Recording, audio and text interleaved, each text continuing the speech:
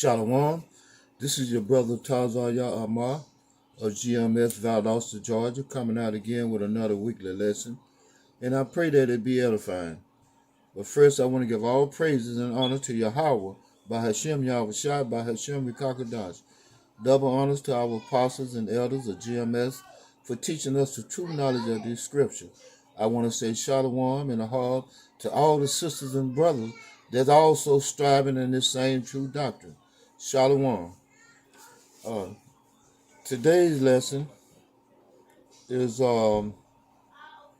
focusing on the insanity of Christianity. You know, we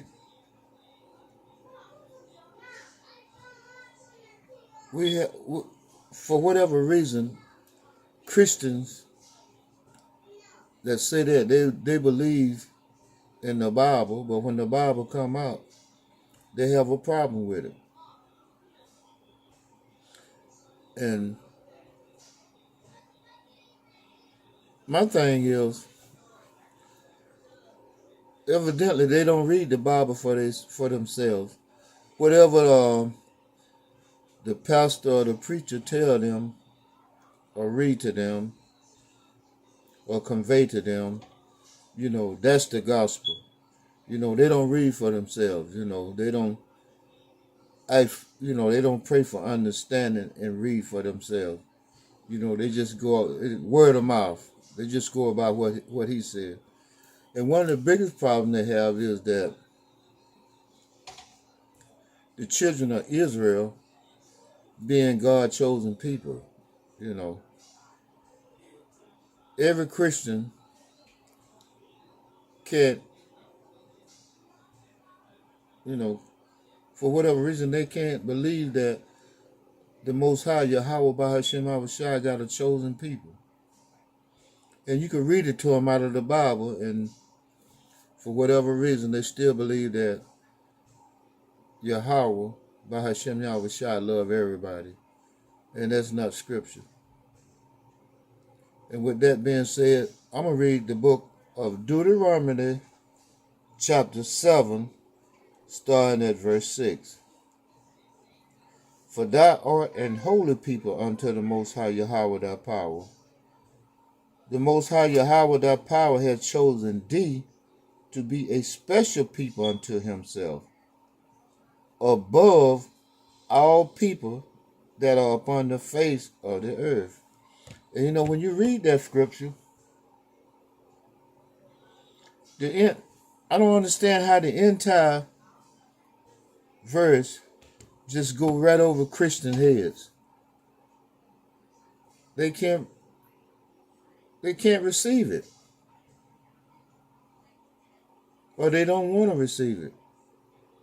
You know, I guess they've been indoctrinated with the fact that God is supposed to love everybody. How is that so? How is he supposed to love everybody, but you don't even love everybody? And if you say you do, you's a liar. You know, there's certain situations where, hey, you hate people. And not just the things that they did, you hate them in general. Because, hey, they're wicked ass people. And you're supposed to hate wickedness. So now if you can hate wickedness, why the Most High can't hate wickedness? And with that being said, I'm going to move to the book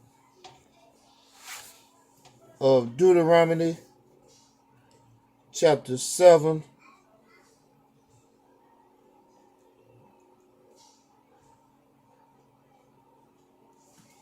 Salaki. Deuteronomy chapter 32, starting at verse 7. Remember the days of old, consider the years of many generations. Ask thy father, and he will show thee, thy elders, and they will tell thee.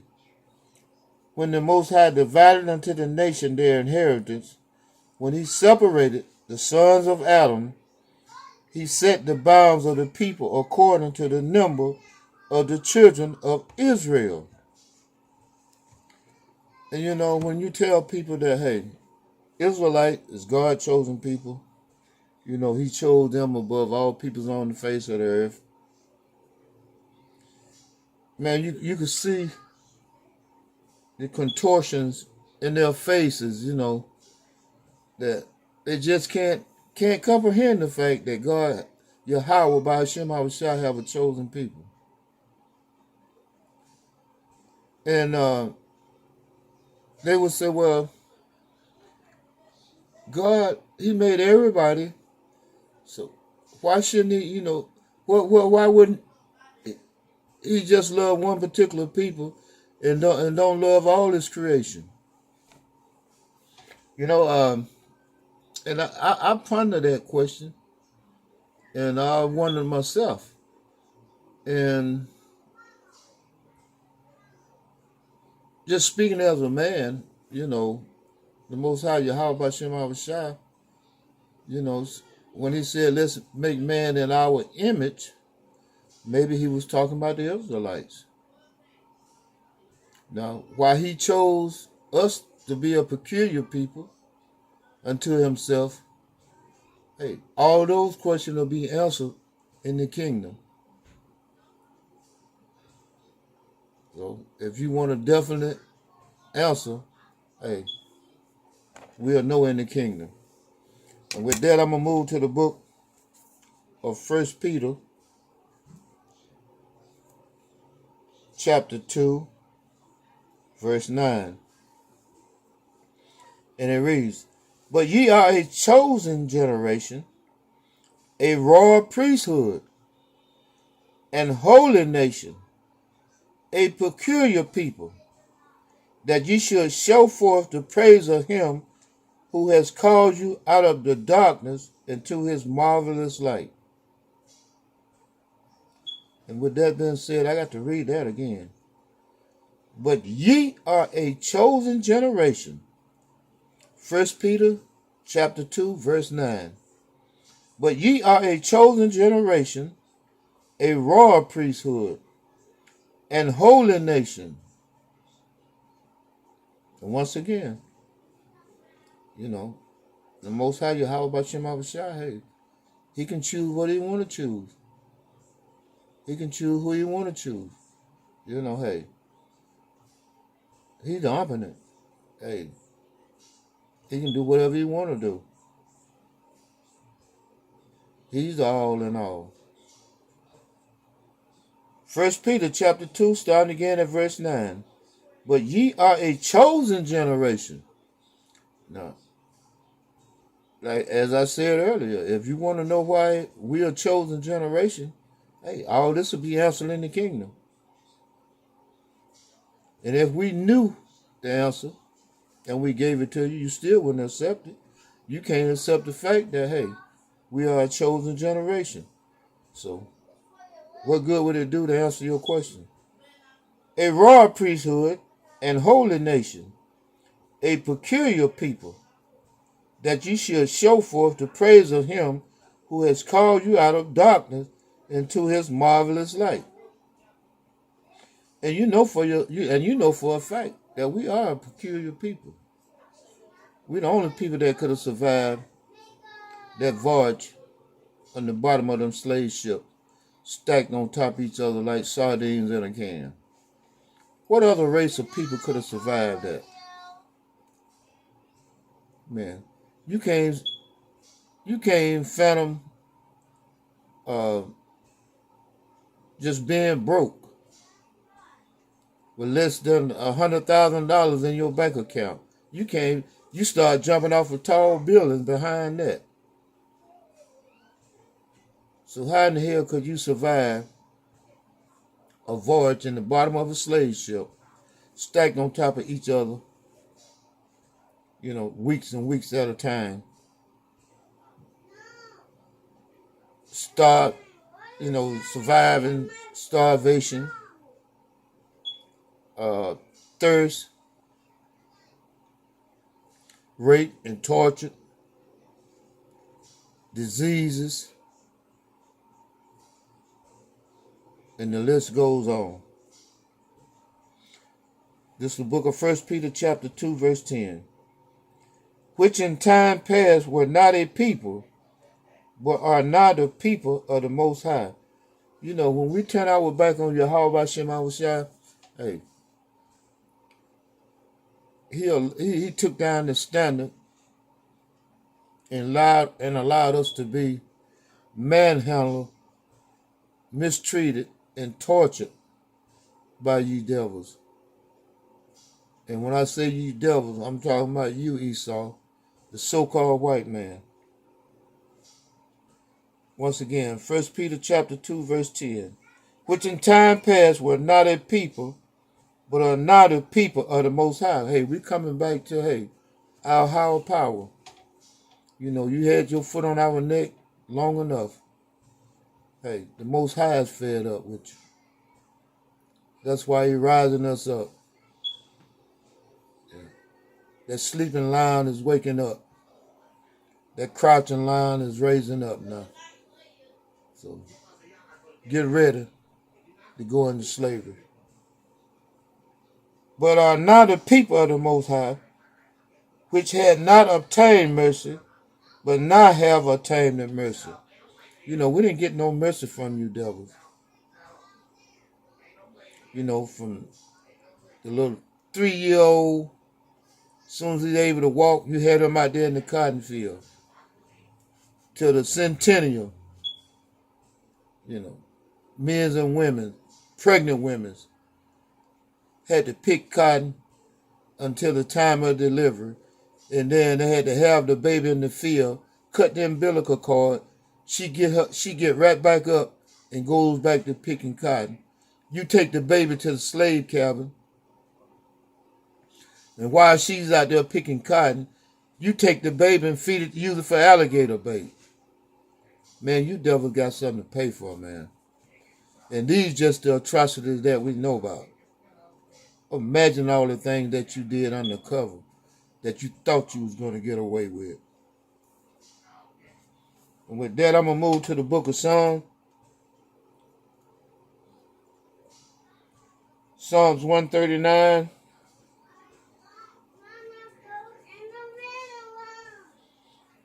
Starting at verse 21. Psalm 139, verse 21. Do not I hate them, O Yahweh, that hate thee? Am not I grieved with those that rise up against thee? I hate them with perfect hatred. I count them mine enemies. You know, that's a problem that some of you Christians don't, you know, you can't comprehend that either. That you got enemies. I'm talking about you so-called Israelite. You so willing to join hand in hand with the devil, you don't realize that he hates you with a perpetual hate. But you willing to go all out for him. You want him in the kingdom with you. The same man and woman that, hey, that lynch your ancestors, you want to be buddies with them. You want to be snuggled up with them in the kingdom.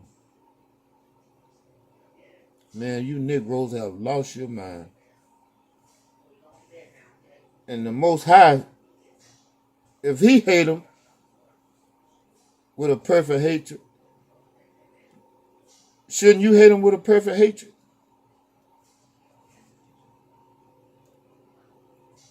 And with that, I'm going to move to the book of Ecclesiastes.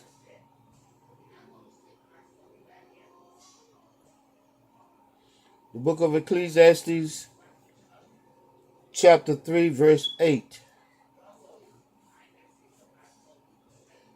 Ecclesiastes chapter 3, verse 8. A time to love and a time to hate. A time of war and a time of peace.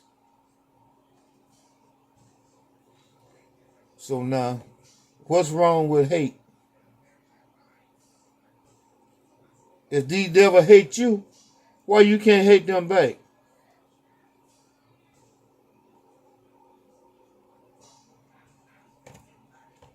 They hate you with a perpetual hatred.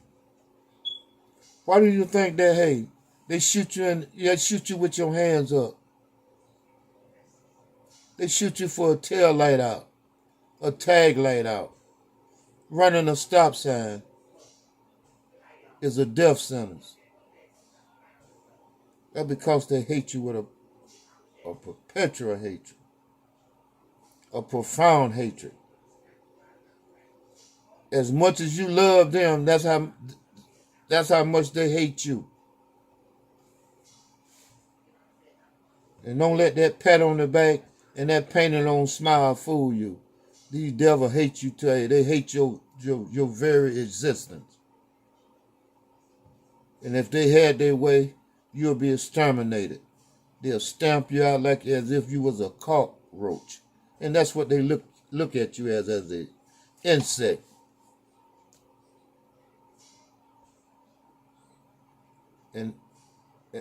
But look at the hypocrisy of it. Now that you done build up their kingdom, they don't want you to be a part of it. They want you out of here. They want you exterminated.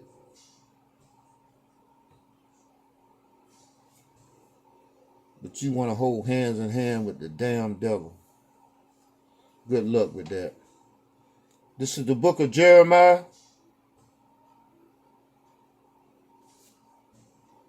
chapter 12, verse 8. Jeremiah chapter 12, verse 8. Mine heritage is unto me as a lion in the forest. It's cried out against me. Therefore have I hated it. This is the Most High Yahweh that has hatred. He hates the fact that we turn our back on him. After we made a holy covenant with him, we went against the covenant. That made us no better than these devils. Hey, when they went against all the decrees and fake contracts that they made with our brothers, the so-called Native American, all the treaties, they went against each and every one of them. And it was hundreds of them. This is the book of Jeremiah chapter 12, starting at verse 9. Mine heritage is unto me as a speckled bird. The birds round about are against her. Come ye, assemble all the beasts of the field, come to devour. The Most High had left us standard, took his standard from around us. Hey, now we'll pray to pretty much every living creature on the face of the earth. The other so-called humans, which they're